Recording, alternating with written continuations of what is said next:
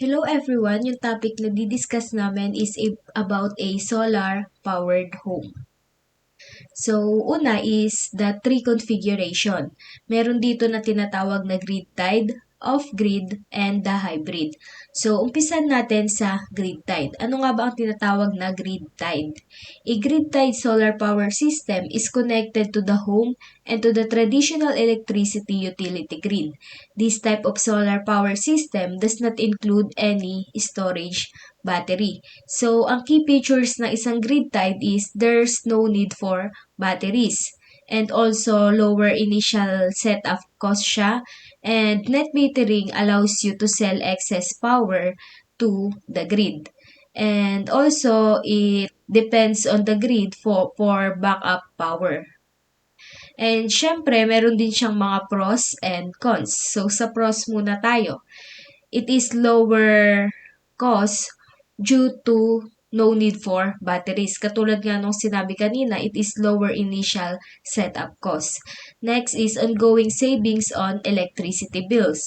And the last one is environmentally friendly.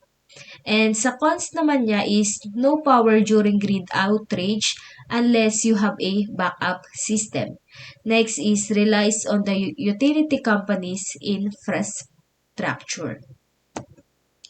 And next is dito naman tayo sa off-grid. Kapag sinabi namang off-grid, this type is a standalone system that completely disconnects from the electric power grid. It contains large set of battery packs which stores the energy within the day to be used at night or at times when sunlight intensity is low.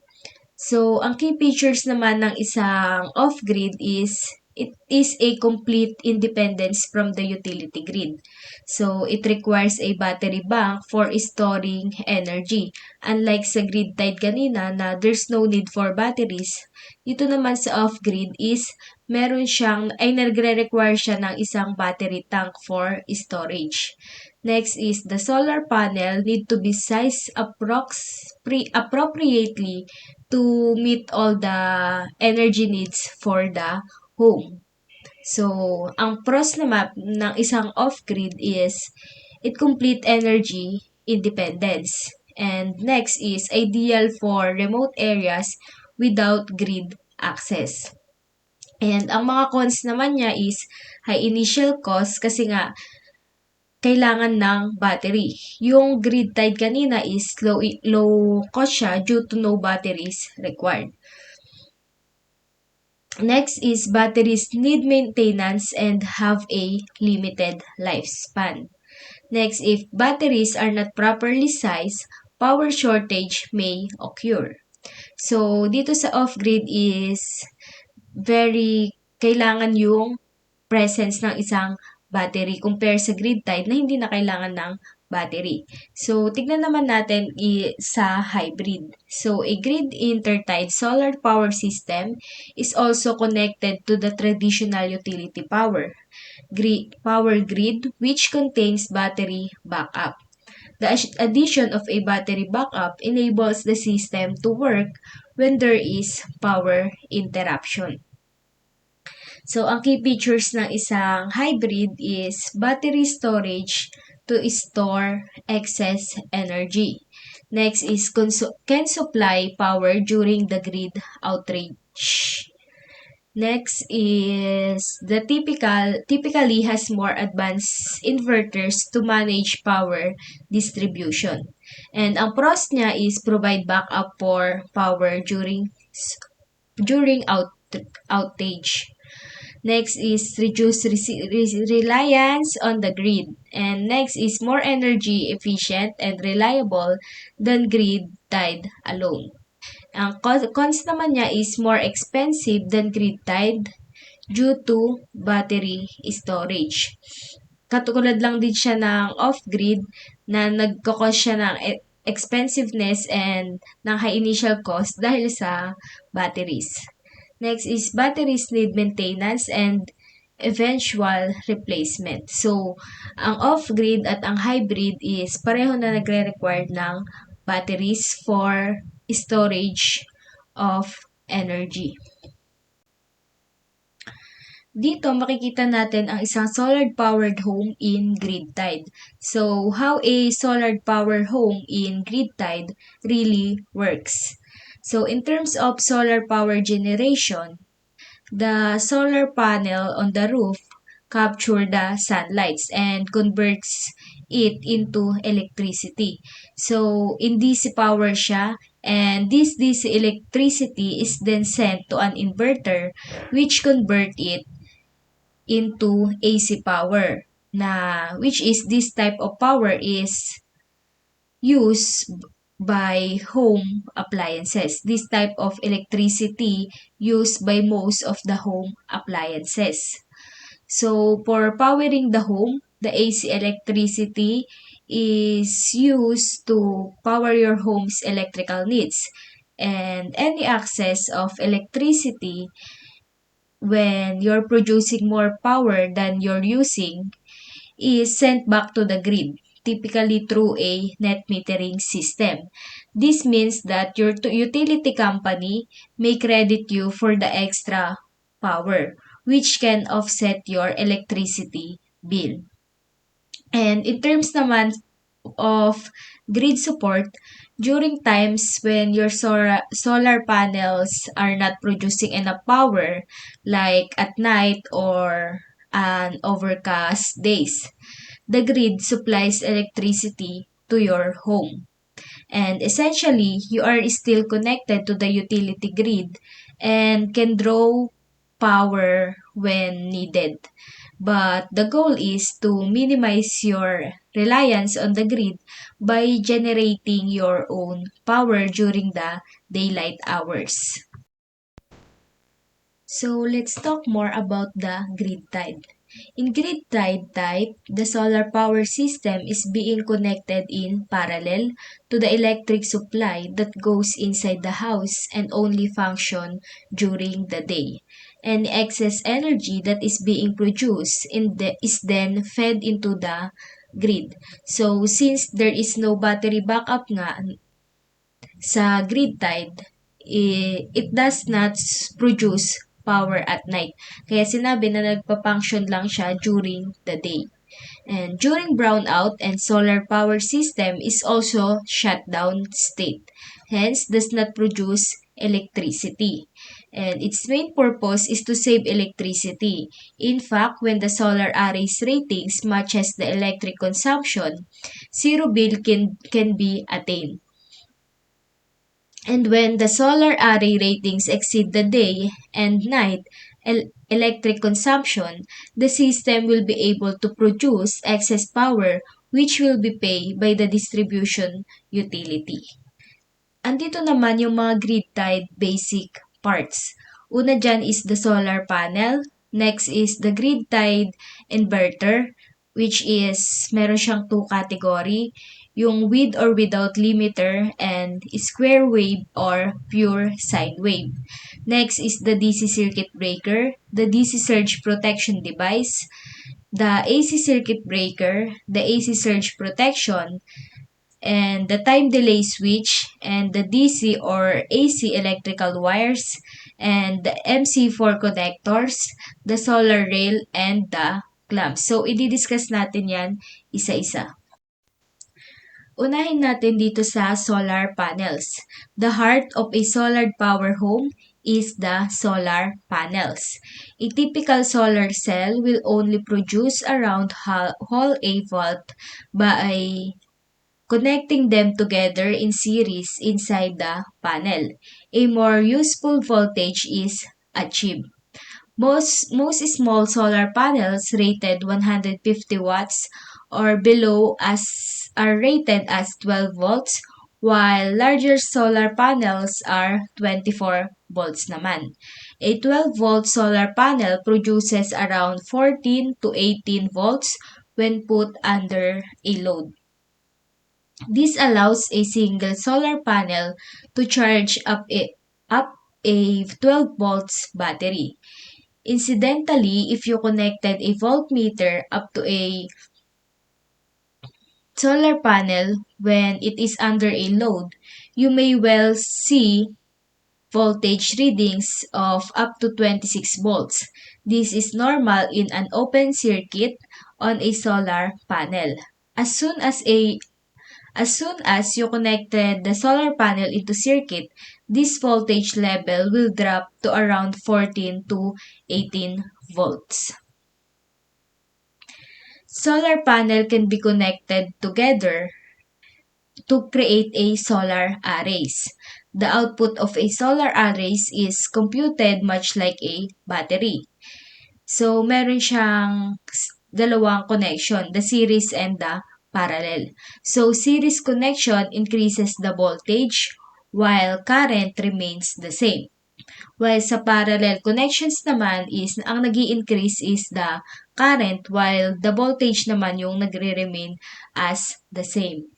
When you connect multiple panels together, the power of the overall system increases regardless of whether they are connected in series or in parallel. So, dito makikita natin yung solar panel connections in series or in parallel and also in series parallel, in combination of a series and a parallel. So, when connecting a solar panel, you can arrange them in series, in parallel, or a combination of the both, depending on the electrical needs of your system. Understanding the differences between series and parallel connections will help you design an efficient solar power system. So, let's discuss first the series connection of a solar panel. In series connection, the positive terminal of one solar panel is connected to the negative terminal of the next panel. Katulad ng makikita natin dito, na yung positive terminal is connected siya into negative terminal nung kasunod niya na solar panel. So, this result in a higher voltage but the same current as a single panel. The total voltage of the system is the sum of the individual panel voltages while the current remains the same as that of a single panel. So, how it works nga ba? So, in terms of voltage, when panels are connected in series, the total voltage is the sum of the voltages of each panel. And in terms naman ng current, the current remains the same as the current of a single panel. So, kung ano yung current niya, ayun na yun, stays as it is. So, for example, if nag-connect tayo ng 3 panels with each panel producing 18 volts and 5 ampere, yung total voltage will be 18 plus 18 plus 18. So, with a total of 54 volts. Kasi nga sabi, yung total voltage is the sum of lang ng voltages ng bawat panels. So, habang yung current naman niya is magre-remain as 5 amperes. So, dito naman tayo sa solar panel connections in parallel. So, in terms of parallel connection naman, the positive terminal of all the solar panels are connected together and the negative terminals are connected together din. So, makikita natin dito na lahat ng positive side ng solar panel is sila yung connected to each other. While yung mga negative side naman, sila naman yung magkaka-connect. So, this results in a higher current but the same voltage as a single panel. So, in terms ng parallel, katulad nga nung sinabi natin kanina is mas higher naman yung current. And ang mag-i-stay as same naman dito is yung voltage. Kung sa series, ang nag-i-stay is yung current niya. Dito naman sa parallel, ang mag-i-stay as the same is yung voltage naman. The total current of the system is the sum of the individual panel currents, while the voltage remain the same as a single panel.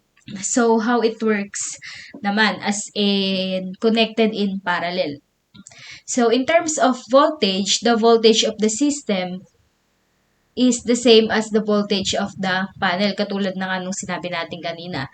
And in current naman, the total current is the sum of the currents of all the connected panels. So, for example, pag nag-connect tayo ng 3 panels, with each panels producing 18 volts. Sige, 18 volts pa rin and 5 amperes.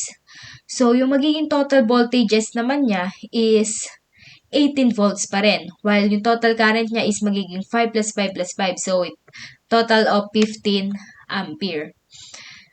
So, in conclusion, sa series, ng example natin na 18 volts and 5 ampere, yung current niya is remain as 5 ampere while yung voltages naman niya is nag 18 times 3 tayo as 3 panels yung connected with each other. So, in parallel naman is 18 volts pa rin siya, nag-remain as same while nag 5 times 3 naman tayo as 3 panels naman yung connected with each other. Inverter. Inverter converts the DC output at the solar panel into AC, which is the standard used by all the commercial household appliances. Hence, the inverter output matches the voltage within the house that is coming from the grid. Traditionally, there is usually one central inverter in the solar system. A more recent invention has been the microinverter. Microinverters are connected to individual solar panels so that each individual panels provide a high voltage and alternating current. These setups are typically used only with grid-tie systems and are not suitable for systems with battery backup. For grid-tie systems, though costly, they do offer some significant benefits over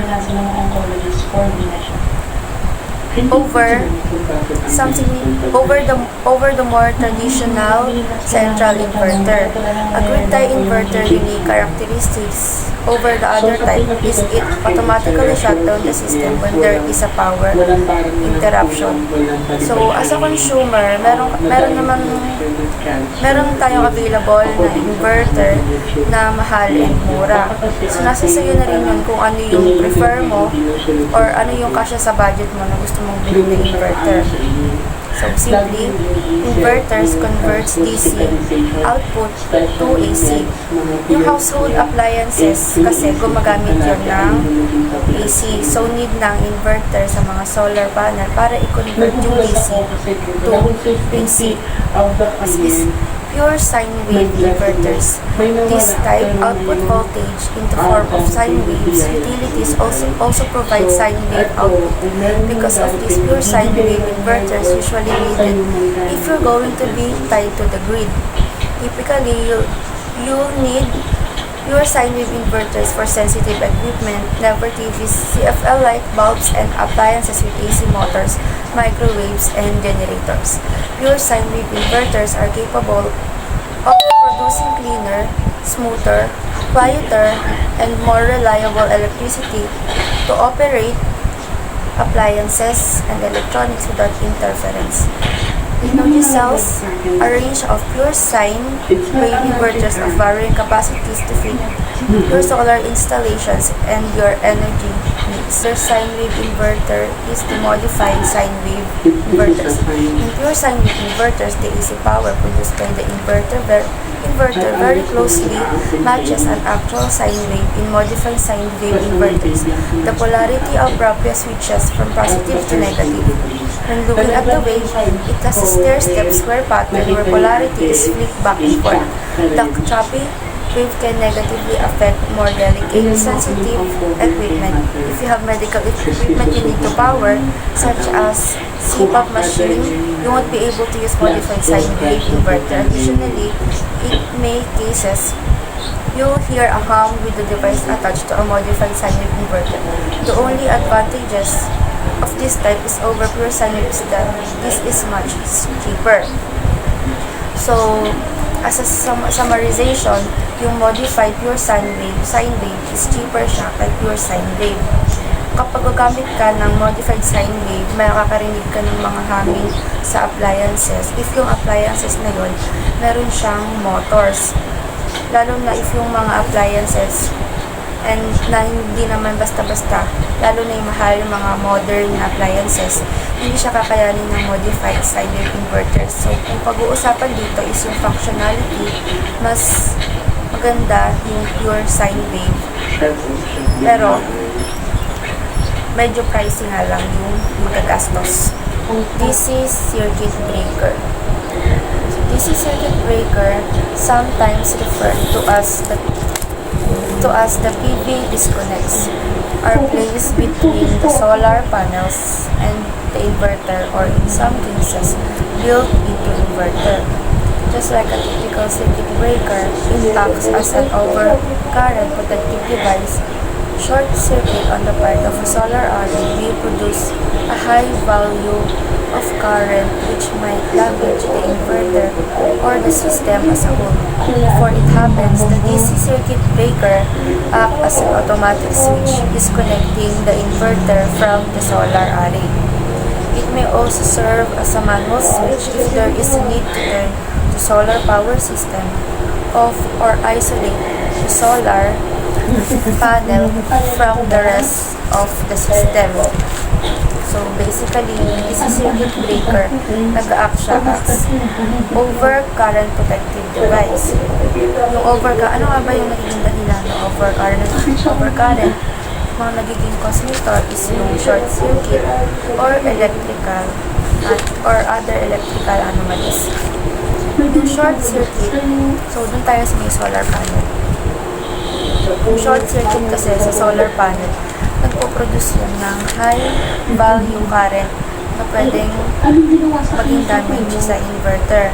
So, yung circuit breaker, nag-a-act siya as a protective device para hindi masira yung inverter ng solar panel natin. Other function din niya is yung PV disconnection. So, next natin is AC circuit breaker. AC circuit breaker are placed naman siya after the inverter. So, kanina yung DC circuit breaker between solar panel and inverter. Just like a typical CB, it acts as an overcurrent protective device due to short circuit and overloading. RCBO stands for Residual Current Operated Circuit Breaker with Overcurrent Protection. In the RCBO type, it has added protection since it can sense earth leakage current where the typical breaker cannot.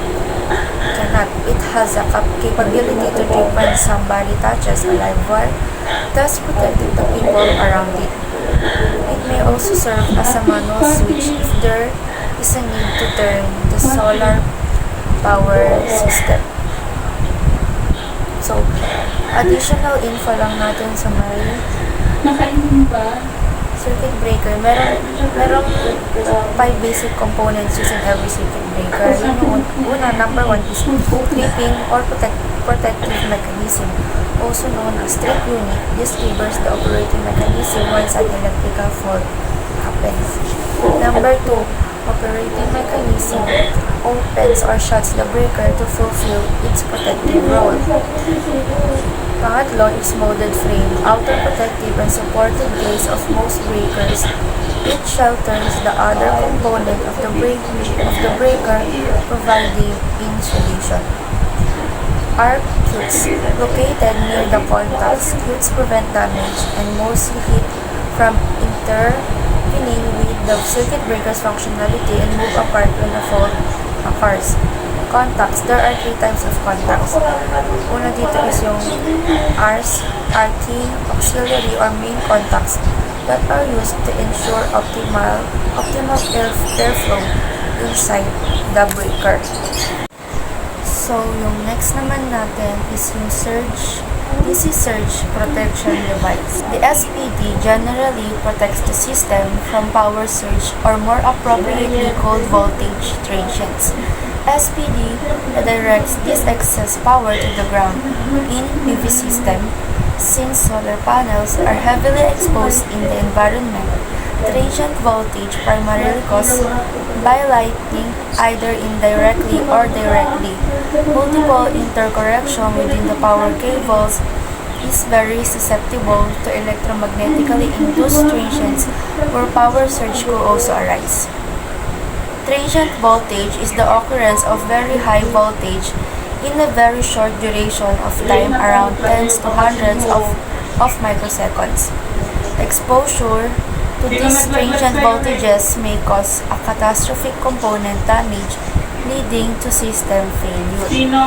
So baka ma-misconceptualize nyo yung SPD sa may circuit breaker. Yung DC surge protection device offers protection pero different siya kay circuit breaker. Yung diba yung circuit breaker, pinoprotect niya siya sa overcurrent, while ito naman yung SPD protects from transient voltage. So, ano nga ba yung transient voltage? Yung transient voltage, ito yung temporary na pagtaas ng voltahe. So, yung tagal nito is only around tens to hundreds of microsecond. Saan nga ba nanggagaling yung transient voltage? Yung transient voltage is only caused by lightning. Next is the AC surge protection device. An AC surge protection device is an electrical device designed to protect appliances and electronic equipment from voltage spikes or surge in an AC power supply. These surges are typically caused by events like lightning strikes, power grid switching, or electrical faults. SPD helps to divert excess voltage away from the connected devices, preventing damage from high voltage. So yung AC surge protection device, similar lang din naman siya sa may DC surge. More on AC side lang itong AC surge protection device. So, as an additional information,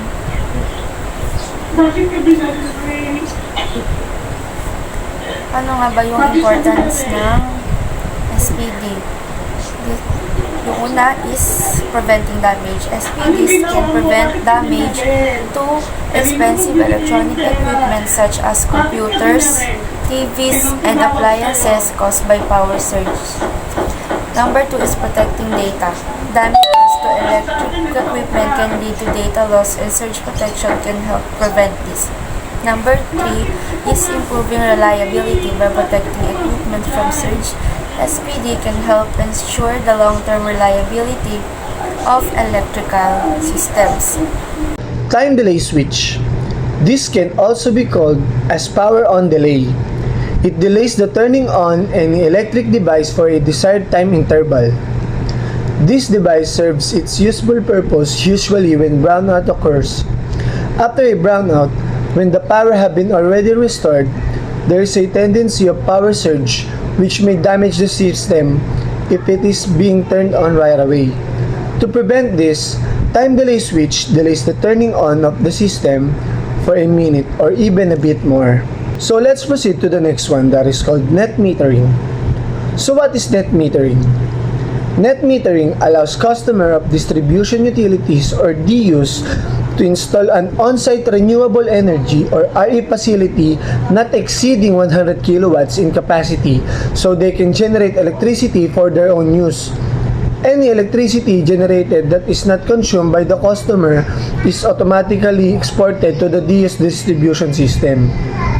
The DU then gives a peso credit for the excess electricity received, equivalent to the DU's blended generation cost, excluding other generation adjustments, and deducts the credit earned to the customer's electric bill.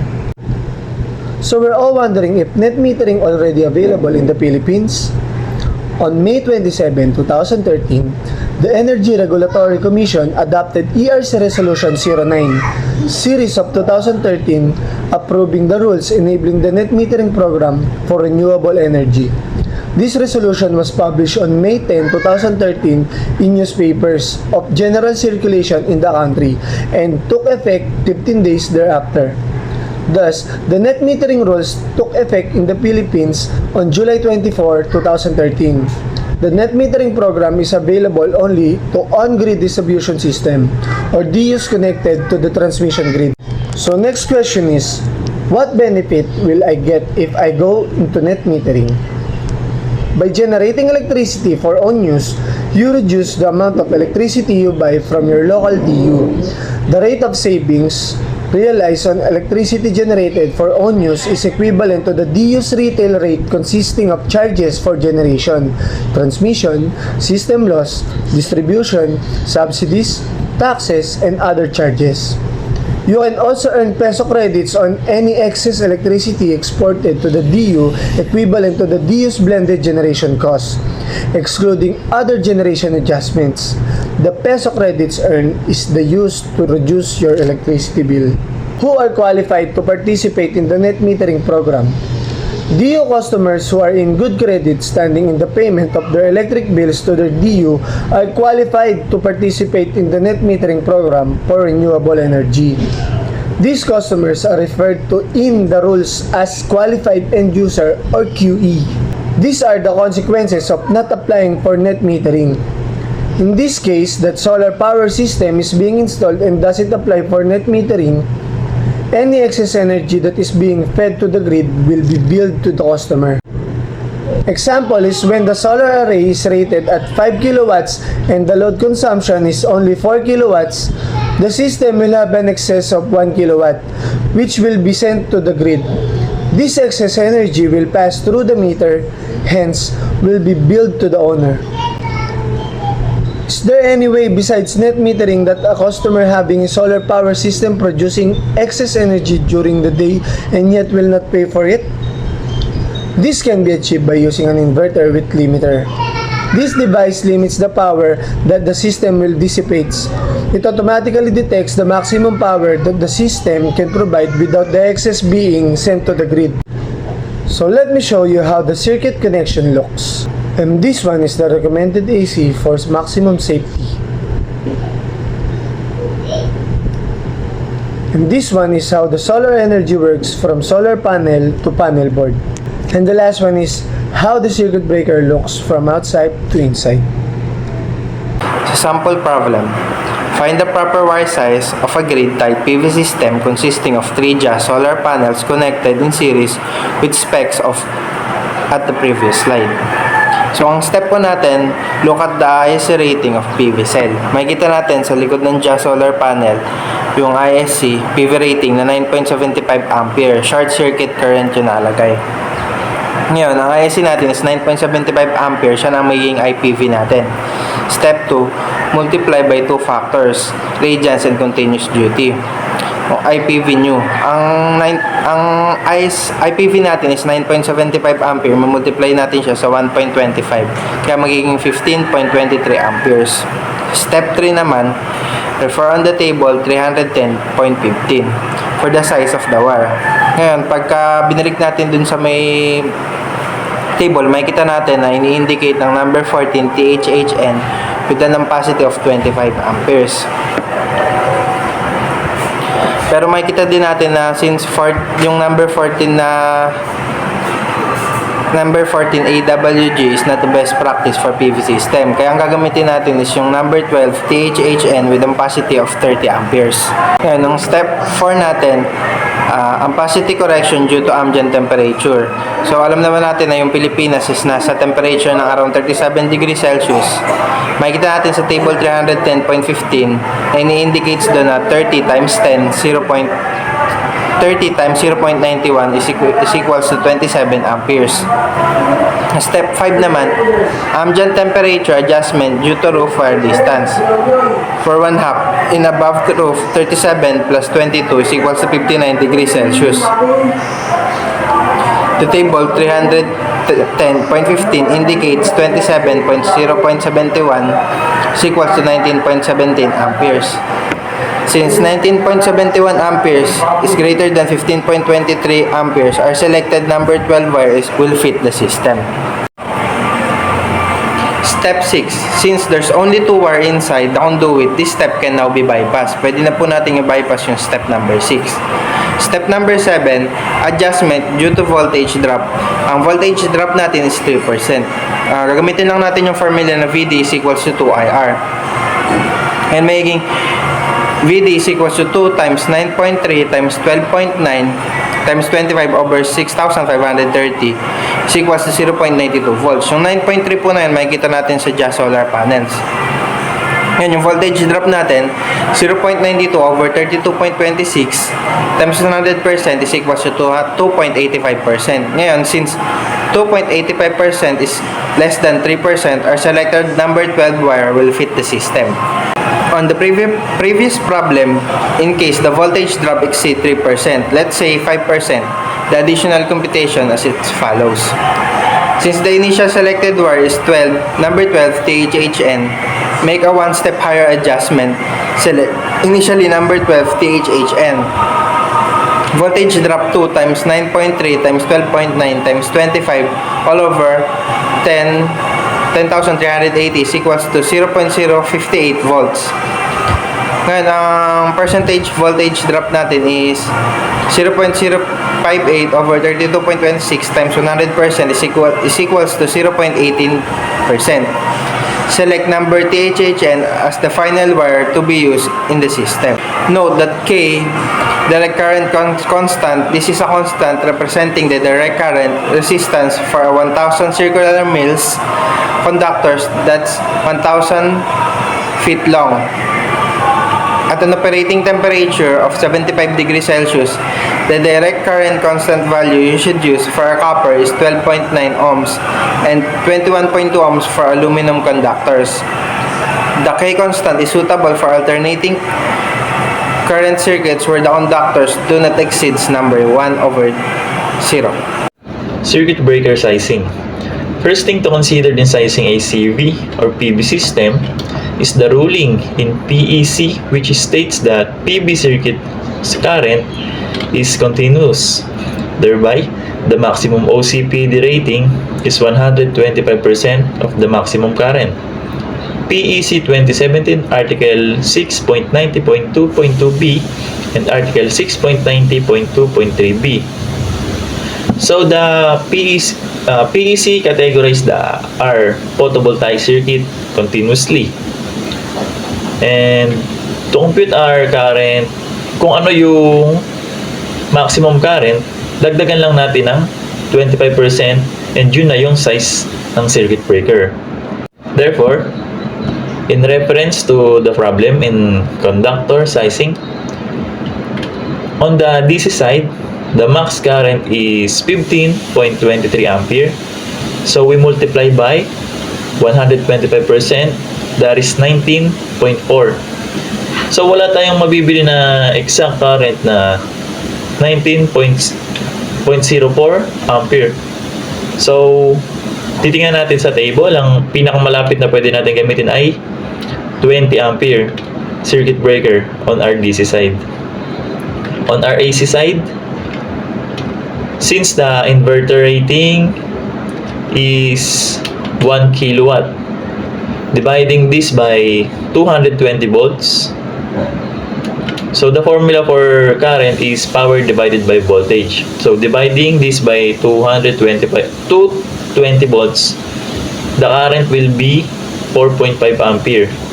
Multiply by 125%, that is 5.625 ampere. So wala din exact na 5.625 ampere. So we use 6 ampere circuit breakers. So that's RCBO. Revisiting our number 10 THHN stranded wire. Ampacity equals 30 degrees Celsius is equals to 40 ampere. So hindi naman 30 degrees ang ambient temperature dito sa Pilipinas. So we correct it, the correction due to ambient temperature, 40 times 0.91 equals to 36.4 ampere. Correction due to the rope wire distance, 37 plus 22 equals to 59 degrees Celsius.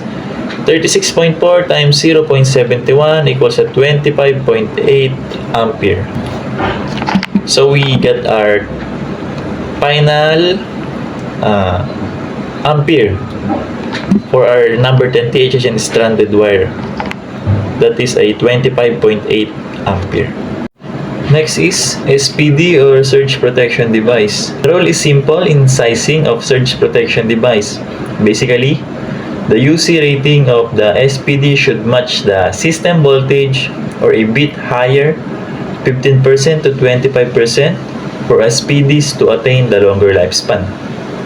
So therefore, in reference to the problem in conductor sizing, on our DC side, the SPD should have a AC rating between 100 volts to 120 volts, which allows it to properly protect the system from the voltage surge while ensuring that the SPD can handle surge without being prematurely worn out.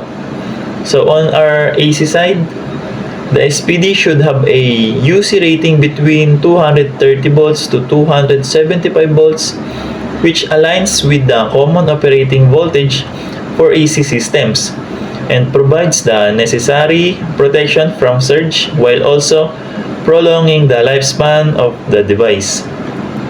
This approach allows for effective protections while ensuring the SPDs operate efficiently over time, reducing the likelihood of frequent replacements or failures due to the excessive surge condition.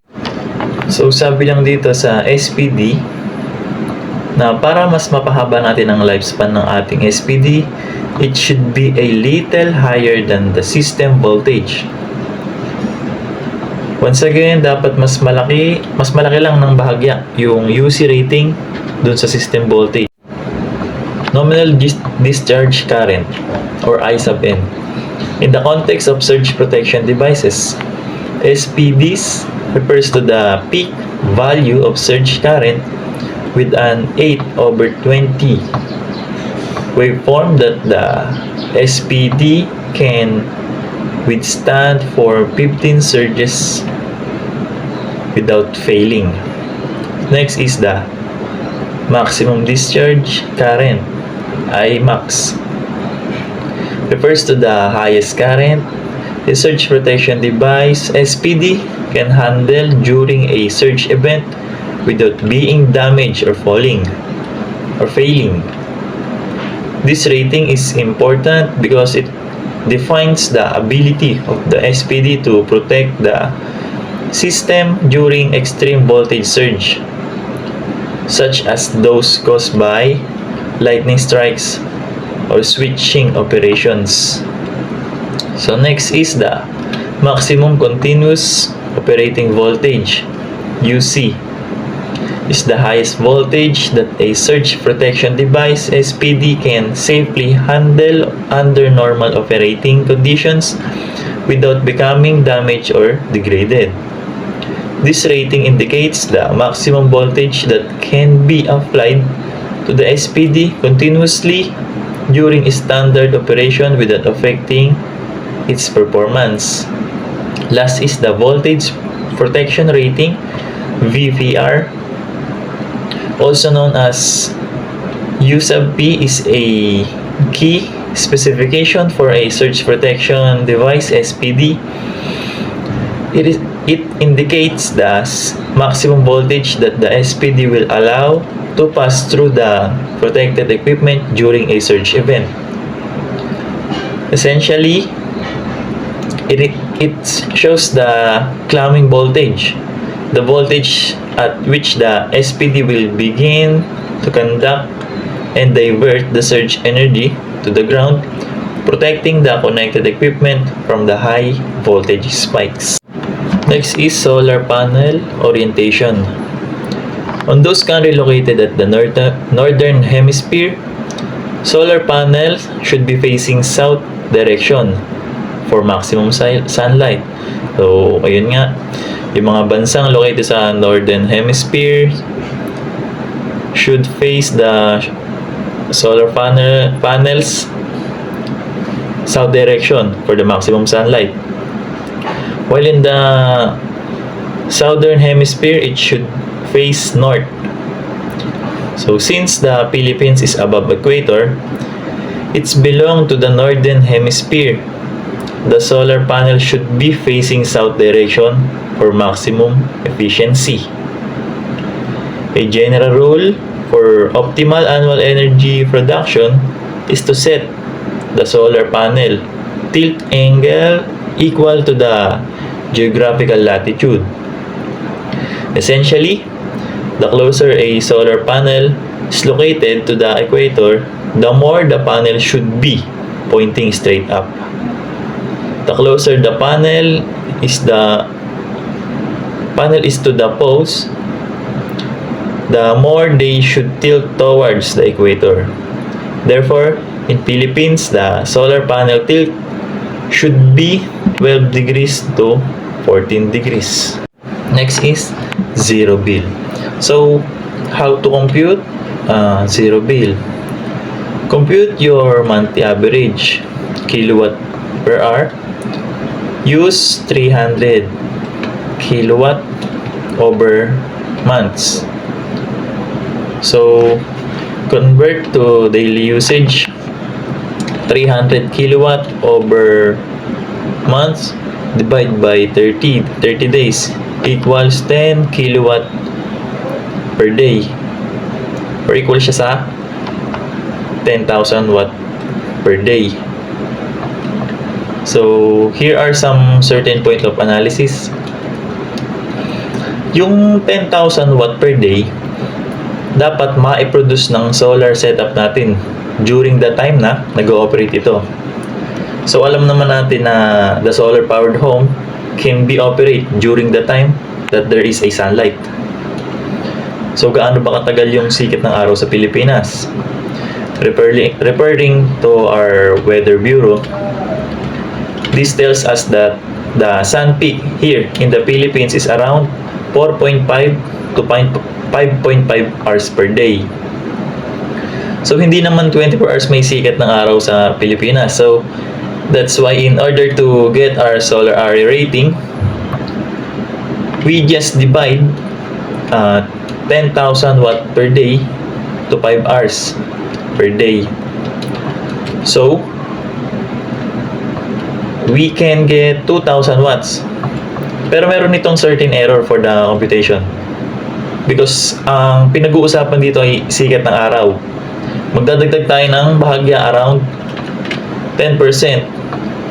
So, we multiply 2,000 watts by 1.1 and we can get 2,200 watts. So, ito na yung rating ng solar array natin para magkaroon tayo ng zero bill. So, dito sa number of panels, 2,200 divided by 300 is equals to 7.33. So, equal siya sa 8 solar panels para ma-produce natin yung watts na kailangan natin sa zero bill.